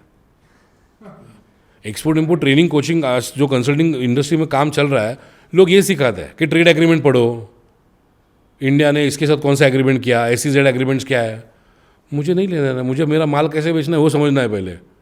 तो अपने फार्मर्स मतलब इसीलिए दे आर सफरिंग आपको फार्मर्स का तो Because वो producers हैं, I always say one manufacturer। Thing, जिस दिन इस देश में फार्मर खुद एक्सपोर्ट करना चालू कर देगा, उस दिन देश में फार्मर्स की आत्महत्या नहीं होंगी। क्योंकि उनसे लेके ही हम लोग, हमारे जैसे लोग करोड़पति होते हैं। आज अगर फार्मर पर यील्ड या पर यूनिट कॉस्ट निकाले, जो मतलब मेरे ट्रेनिंग प्रोग्राम में फार्मर्स भी काफ़ी आते हैं, जब मैं पूछता हूँ कि कितने लोगों ने आज तक अपने पर यूनिट कॉस्ट निकाला हुआ है, मतलब आपको 1 kg कान, समझो फॉर एग्जांपल प्याज, 1 kg प्याज बनाने के लिए कितना खर्चा आया, तो 95 to 97% लोगों को ये पता ही नहीं होता कि ऐसा कुछ कर सकते हैं। और सिंपल मैथ है। फार्मर्स आपको क्या लगता है 1% करते होगे एक्सपोर्ट के? वो भी नहीं पूरे कंट्री में? 2%, 1% भी नहीं, बस। खुद फार्मर्स नहीं करते। And India is suppose to be land of we are agriculture based country. मैं महाराष्ट्र के तो फॉर श्योर ज़्यादा नहीं कर रहा है, बाकी के मुझे स्टेट्स का पता नहीं। महाराष्ट्र में सातारा में और कितने डेथ्स होते हैं, दे हैंग देमसेल्व्स एंड बहुत ज़्यादा होता है। फार्मर्स को अवेयर करने से बेटर है फार्मर्स के बच्चे। आज माँ बाप ने दिन भर रात भर मेहनत करके बच्चों को क्या बनाया, तो सॉफ्टवेयर डेवलपर बनाया, सॉफ्टवेयर में ये बना, जो आज पुणे मुंबई में जॉब कर रहे हैं, वो माँ बाप के बच्चे भी अगर उनके ही प्रोड्यूस एक्सपोर्ट करना चालू करे, that is more than enough. पर यहाँ पे ना उनको वो कूलनेस का शायद यंगस्टर्स को आता हो कि मेरा पप्पा कांदा उगाता है तो मैं कैसे एक्सपोर्ट करूँ, दिस इज नॉट की कूल। अगर बात करें ना तो पूना के आगे एक जगह है बारामती। बारामती के आजू बाजू में कंपनी है टू ब्रदर्स। हाँ, टू ब्रदर्स। हाँ, टू ब्रदर्स है ना, हाँ। फार्मिंग करके उन्होंने करोड़ों का बहुत बड़ा एम्पायर बना लिया। घी और सब कुछ टू ब्रदर्स देते हैं। हाँ, और क्या अच्छा मार्केटिंग भी की, एकदम ऐसा लगता है कि अरे ultimately मैं वही खेत हुआ से ना। ही खा रहा हूँ। एग्जैक्टली, सो अल्टीमेटली वही हो ना, पैकेजिंग कैसे कर रहे हो। इवन टू ब्रदर्स आपने बोला, इवन सुला इज अ प्रोडक्ट ऑफ कि सुला के पास जमीन है, उसका फादर शायद बेचने वाला था, तो उसके बच्चों ने बोला कि हम कुछ करते हैं यहाँ पे। Even that is a product, multiple success product. Multiple examples. So these examples are not glamorised unfortunately. Two brothers is the biggest example that anyone can have, जो फार्मिंग के बारे में नहीं सोचना चाहते। आपने ना एक बहुत सही चीज़ बोली थी कि फार्मर्स से जो लोग काम कर रहे हैं, जो प्रोड्यूसर्स हैं, मैन्युफैक्चरर्स हैं, उससे हम लोग कमाते हैं और पैसे वाले बन जाते हैं। तो अभी मेरे को एक चीज़ पूछना है, अगर समझो कोई फार्मर ये पॉडकास्ट देख रहा है, कोई यंग फार्मर देख रहा है, ओल्ड कोई भी देख रहा है, तो what would be the first thing वो करे कुछ ग्रो करने के लिए? अभी उसका प्रोड्यूस रेडी सबसे पहले तो उनके पास प्रोडक्ट है उसके पास प्रोडक्ट रेडी है, उनको नेक्स्ट स्टेप करना है कि मेरा प्रोडक्ट कौन सी कंट्री में जा सकता है। फार्म में जो यील्ड आता है उसकी क्वालिटी अलग अलग होती है। हाँ, समझो उसके पास शुगर केन है।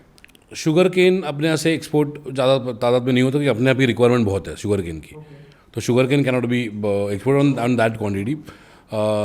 ग्रेप्स है उसके पास। सो ग्रेप्स अगर आपको यील्ड आप निकाल रहे हो, तो आप बिफोर हैंड, आप यील्ड करने के पहले या सीडिंग करने के पहले आप आइडेंटिफाई करो कि कौन से कंट्री में कौन से क्वालिटी के ग्रेप्स चले जाते हैं।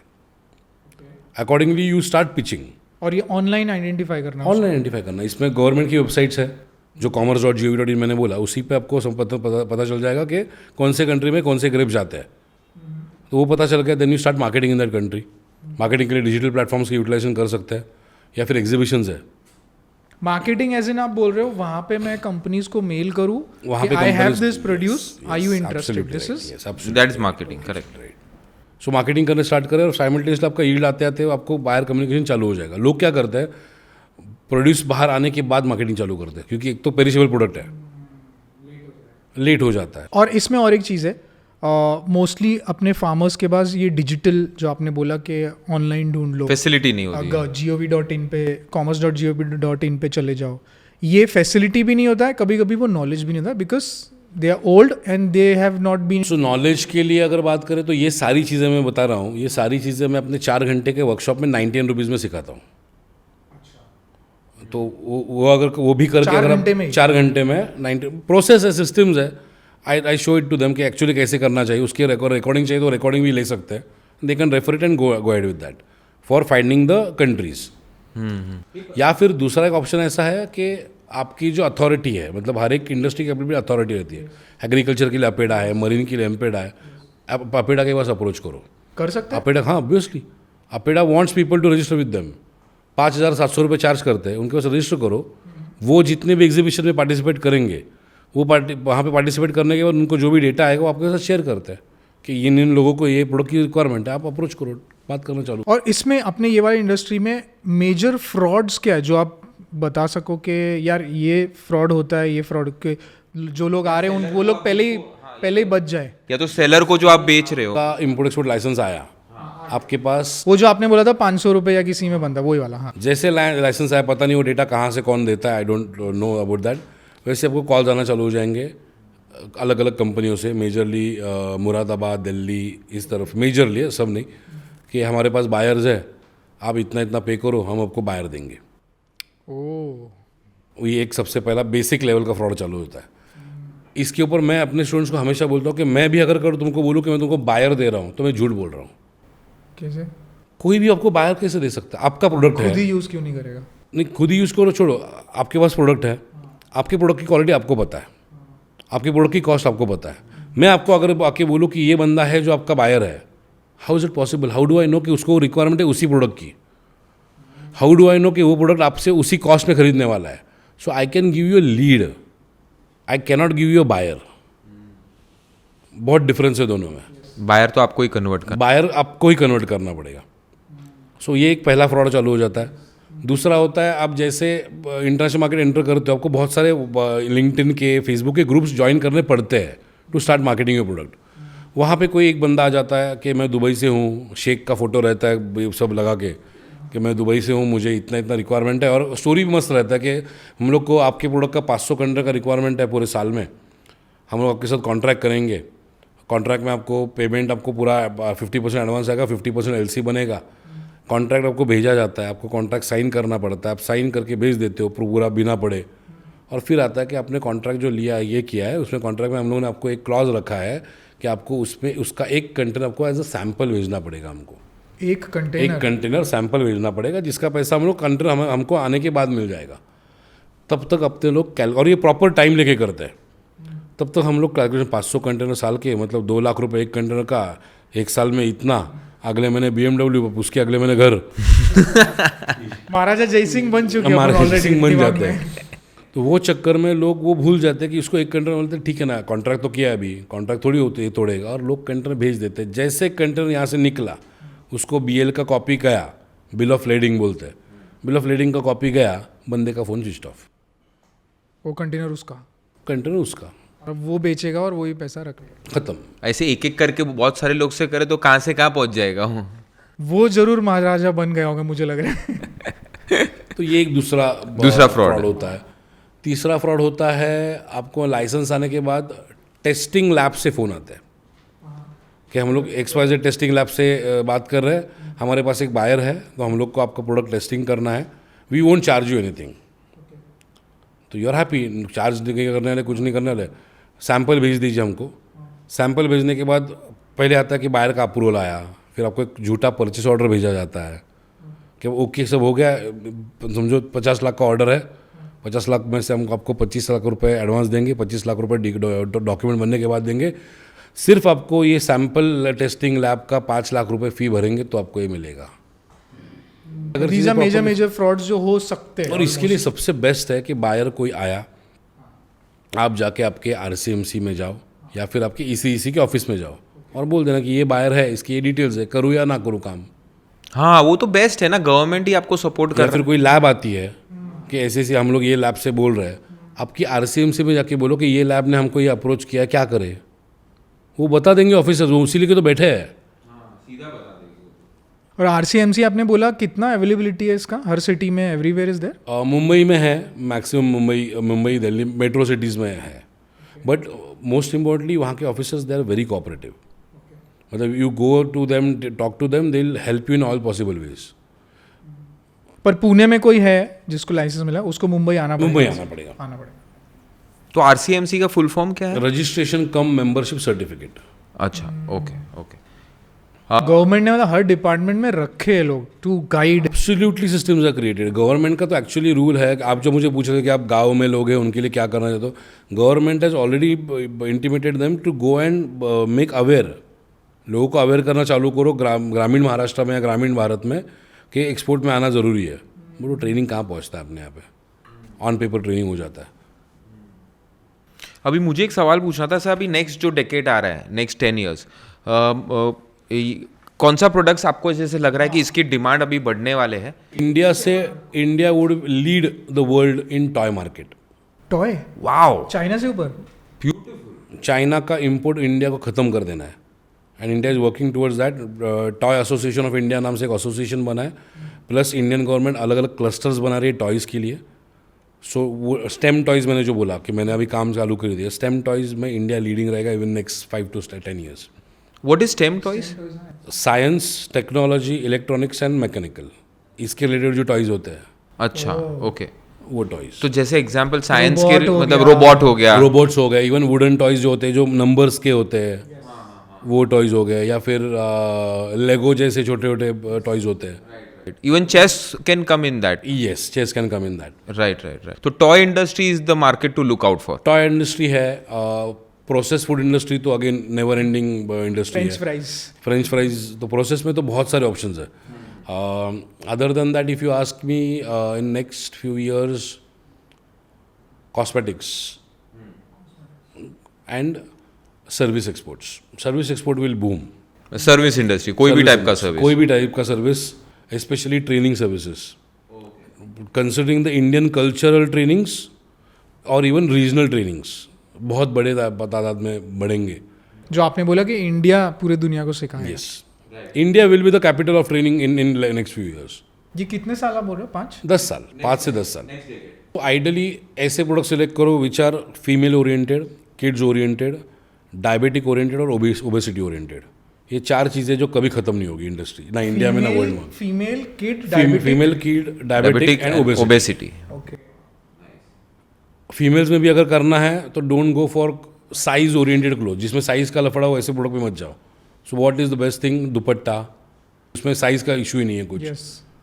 तो वो एक अच्छा प्रोडक्ट है, मार्जिन्स भी अच्छे खासे मिल जाते हैं डिज़ाइनर इसके लिए। बच्चों के इसमें clothes, yes, toys big market, then diapers industry, but उसमें अगर ब्रांड्स है तो उसमें ना घुसना ही।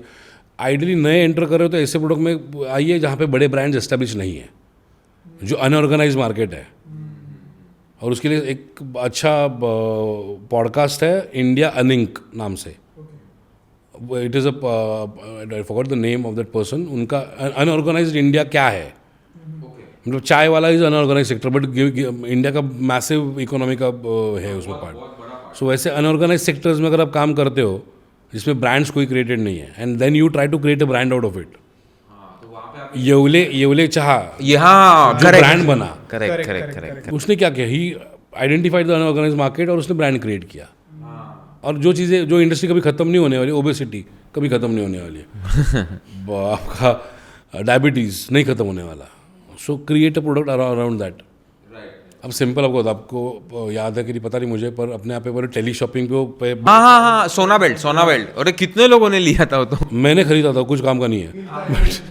बट एट द एंड उसका सेलिंग कॉस्ट कुछ था, आई थिंक 2500-3000 के आसपास। चाइना में उसका मैन्युफैक्चरिंग और selling cost is around 130 rupees, 140 rupees. Look at the margins. So आपको पैसा लगाना है और री इन्वेस्ट करना है मार्केटिंग पे, सिर्फ प्रोडक्ट की कॉस्ट ही नहीं है। हाँ, any business is 90% mindset and 10% skills. Any business, अगर आपके पास प्रॉपर माइंडसेट नहीं है और बहुत सारे स्किल्स है, you cannot grow the business, क्योंकि business is always about up and down. कोई भी बिजनेस या कोई भी इंसान मतलब आपने अगर पूरा इंडिया का ये देखा रहेगा तो मेरे जानकारी में 2 ही लोग हैं जिन्होंने अपने करियर में कभी डाउनफॉल नहीं देखा, एक सचिन तेंदुलकर और दूसरी लता दीदी। बाकी सब ने जिंदगी, अमिताभ बच्चन ने डाउनफॉल देखा हुआ है, बट अमिताभ बच्चन का भी एग्जाम्पल अगर आए तो that was his mind set that got him back. सब कुछ खत्म हो गया था, जो लोग पैर को हाथ लगा रहे थे वो लोग गाली दे रहे थे रास्ते के ऊपर, मतलब फिर भी he had the mind set to go to Yash Chopra and tell him कि मेरे पास काम नहीं है, काम दो। और इसका भी डिफरेंस अगर बताने जाऊँ तो अमिताभ बच्चन एंड राजेश खन्ना दोनों सुपरस्टार, दोनों पीक पॉइंट पे थे, दोनों के डाउनफॉल आए, एक उभरा ही नहीं कभी, क्योंकि he did not have the mind set to go and ask for work जो अमिताभ बच्चन में था, जो अभी तक काम कर रहे हैं। So as a business owner you need to have that mind set to bounce back, you need to have the mind set to grow. मैं बाकी का क्यों, मैं खुद का एग्जाम्पल देता हूँ। 2020, 19 और 20 के ये पीरियड में मुझे एक बंदे ने ठगा, पुणे का बंदा था, नाम नहीं लूँगा। 2020 में मतलब अभी हुआ जस्ट, हाँ लॉकडाउन ही उसमें क्या था, हम लोग का ये था कि उसकी दुबई में कंपनी थी, we thought we will partner together और we will supply the product to him and he will sell it in Dubai and get the money back to us. उसमें मेरा पैसा था, मेरे इन्वेस्टर्स का पैसा था, टोटल अमाउंट वाज 9.3 करोड़। और वो बंदा गायब हो गया, मैं उसने हाथ ऊपर कर लिया, ही वैनिश्ड। तो ये भी मतलब आपने भरोसे वाला खेला, ये तो वही ये भरोसे वाला खेल था। अब now everything came on me, क्योंकि I was the front face. 9.5 crore 9.5 crore रुपए, 9.5 करोड़ रुपए प्लस हम लोगों ने लोगों को ये किया था कि will do trade on a regular basis और आपको साल का XYZ% मिलता रहेगा। तब पॉइंट ऐसा आया कि अब लगा ख़त्म। वाइफ को बोला कुछ आखिरी दिन बाकी बचे एक साथ, let us end up everything. I decided to end my life. So रोज मैं 100 मतलब सारे के सारे नहीं, बट एटलीस्ट 50 लोग तो रोज की कॉल करते थे, सर क्या चल रहा है, पैसा कब आएगा। मतलब पहले तो किसी ने कॉल नहीं किया, जैसे जैसे दिन चले गए I was like we are finished, अभी इससे उभरना वापस अपने को पॉसिबल नहीं है। सब कुछ बेच बाच के भी अगर देने की बात करें तो भी पूरा पैसा नहीं दे पाएंगे। मैंने डैड से बात किया, डैड ने बोला कि जो भी है बेच देते, ख़त्म कर देते, लोगों का जितना पैसा हो एटलीस्ट उतना तो ख़त्म करे। My brother in law came up कि मेरी प्रॉपर्टी है, वो भी बेच देते और क्लियर कर देते, या गिरवी रखते, ये करते वो करते। उस फैमिली सपोर्ट काफ़ी था, मतलब my family they have been always a big support, क्योंकि मैंने ज़िंदगी में कभी ऐसे देखा नहीं है, मैंने ऐसा ऑलवेज देखा है। तो दे नो ये खतरा खिलाड़ी है, heart beat. So then I sat one day and I decided, एक तो 2 आसान रास्ते थे, एक तो भाग जाना या फिर खड़े रह के फाइट बैक करना और बाउंस बैक करना। भाग के मैं भाग जाता, बट मेरे बच्चों का क्या, उन पे प्रेशर आता। प्रेशर तो नहीं आता, छोटे हैं अभी, बट कभी ना कभी अगर बड़े होने के बाद मेरे बच्चों को ये बोले कि तेरे बाप ने हमको इतने में ठगा है, तो it would be the death for them. Right. And then I came across a book called think and grow rich. अच्छा, think and grow rich, right. So then I decided bounce back करते हैं, तो अभी क्या कर सकते हैं वो सोचना चालू कर दिया। I started working towards it. Today we are in 2024। Total मैंने लोगों का बेसिक अमाउंट प्लस उनका जो बोला गया था उनको पर ईयर XYZ%, वो ऐसा सब मिला के I paid off 11 crore 38 lakh rupees in 3 years। Wow. And that too from my business with the right mind set of getting back. और and one more thing to tell, जिस बंदे ने मुझे ठगा, वो बंदे की आज पोजीशन ऐसी है, उसका राइट हैंड साइड पूरा पैरालाइज्ड है, he is not able to talk, और कंट्री में नहीं है, फैमिली से अलग है। कर्मा So, हिट्स भगवान। बैक। हाँ, करेक्ट। एक बहुत सही चीज आपने बोली, think and grow rich book, तो आपने पढ़ी हो। इट्स अबाउट माइंडसेट जो आप बोल रहे थे। ग्रो रिच भी पढ़ी है, थिंक एंड ग्रो रिच जिससे अडॉप्ट की गई है, लॉ ऑफ सक्सेस, वो भी पढ़ी हुई है। And that book has got a huge contribution in my success. तो मैनिफेस्टेशन और ये सब में आप मतलब ज़्यादा मैं बहुत बिलीव करता हूँ। मतलब coming to this podcast also manifested thing, not exactly yours but coming to some Hindi podcast. अब मैं मराठी में काम करता हूँ, मुझे कोई हिंदी वाला बोला है ये तो दूर की बात नहीं, दिस वाज मैनिफेस्टेड। और सर मानोगे नहीं, ये भी इसके पीछे भी एक फनी इंसिडेंट है। मैंने पहले एक्चुअली आपके हेल्पलाइन पे कॉल किया था। Okay. तो मैं एक मैडम के साथ कन्वर्जेशन में था, मैं बहुत टाइम से कन्वर्जेशन में था। तो फिर मुझे लगा कि शायद बात बनेगी नहीं, शायद मैसेज वहाँ तक नहीं पहुँच पा रहा है फॉर वेरियस ये, बिकॉज यू आर ट्रैवलिंग, ये वो बहुत कुछ। इसने मुझे बोला कि भाई इनको तू डीएम कर। करेक्ट, ही वाज सेइंग नहीं मैं बोला नहीं, और वो मिल नहीं रहा है, मेरे को I was like वो स्ट्राइक नहीं हो रहा था क्योंकि मैं वो कनेक्ट में था ना वो मैडम के साथ। तो मेरा अभी मिल जाएगा मैं। फिर बाद में इसने बोला अरे क्या पता वो मैडम कौन से पोजीशन में, वो सर से बात कर रही है नहीं कर रही, क्या पता। तो direct कर। तो तू मेल भी कर, मेल तो फिर मैंने मेल भी एक्स्ट्रा कर दिया और मैंने फिर डीएम भी किया और आपका तुरंत रिप्लाई आया। So again that your manifestation coming to us and then we are acting in different ways. Manifestation का बहुत बड़ा रोल है। मतलब if at all you have heard of that audio strangers secret in the world, strangers secret of the world, मैं आधे घंटे का almost audio है। 17-18 साल से रोज सुनता हूँ। रोज हाँ, सुसाइड ना करने का सबसे बड़ा कारण वो ऑडियो भी है।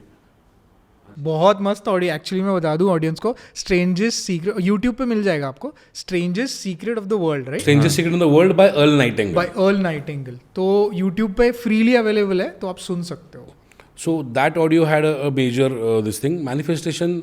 मतलब इंडिया में एक्सपोर्ट इम्पोर्ट जितने भी ट्रेनिंग इंस्टीट्यूट्स हैं, मतलब मेरे से पहले चालू हुए हैं, जिनसे मैंने कुछ सीखा है, no one ever dared to have a training program of 1200 people.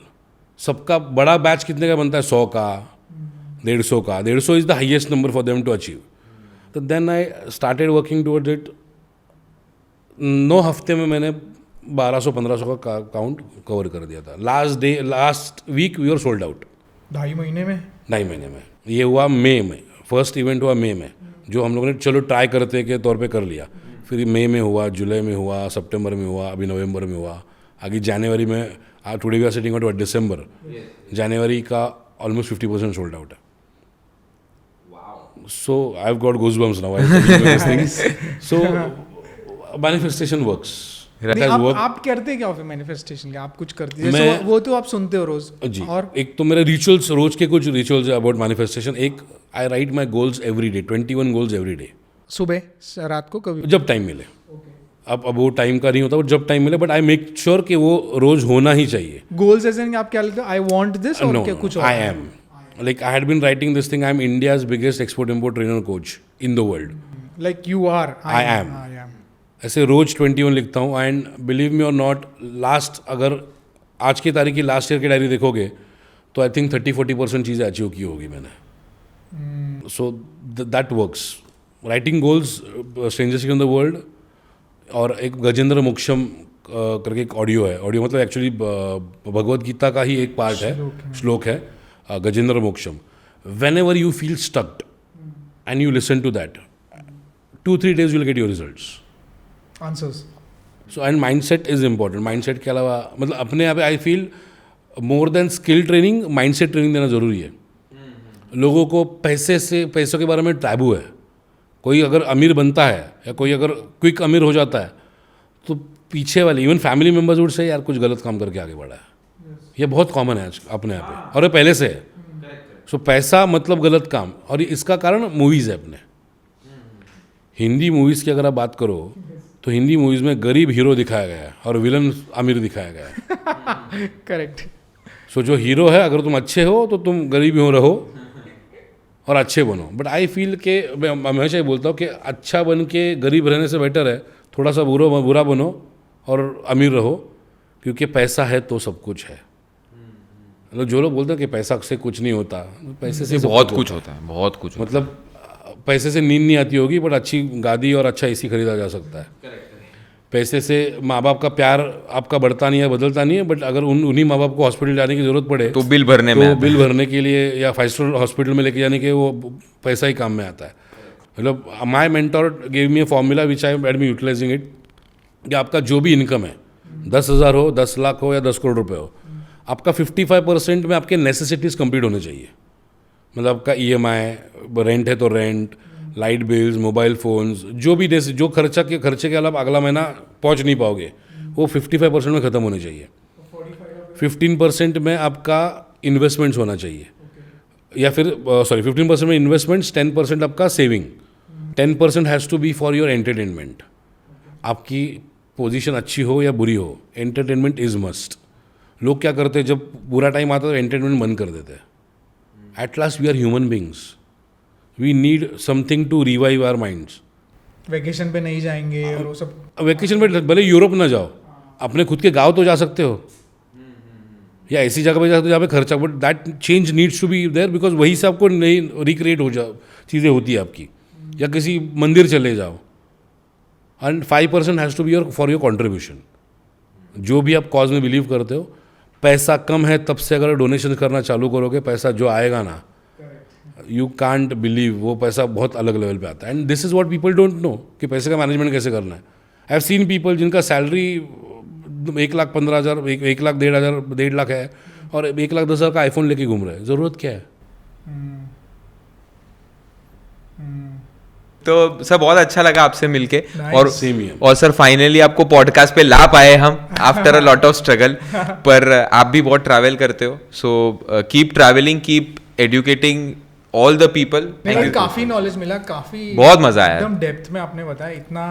We had 1% और 2% ऑफ नॉलेज, जो टर्म्स आपने अभी लिए, तो और टॉय इंडस्ट्री बोला भी, मतलब अलग ही लेवल पे नॉलेज है ये। मतलब हमने आज तक इंपोर्ट एक्सपोर्ट का पॉडकास्ट देखा नहीं है। हाँ, हमने तो नहीं देखा, तो थैंक यू वेरी मच। और सर आपका पहला पॉडकास्ट था, तो कैसा था एक्सपीरियंस? I loved it. मजा आया? हिंदी में मेरा पहला पॉडकास्ट था, मराठी में मैंने एक दो कर लिए, बट आई लव्ड इट। तो सबसे पहले मुझे ये था कि इतने साल से अभी हिंदी की आदत चली गई है। अच्छा। I talk on my workshops in Marathi.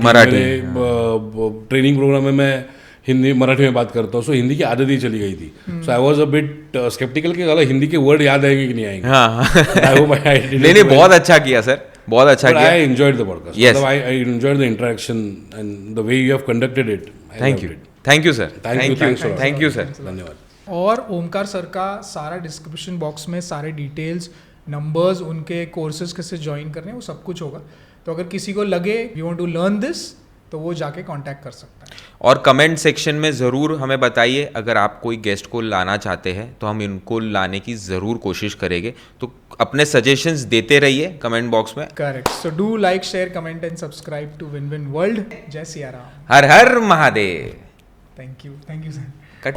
हाँ सर को पहले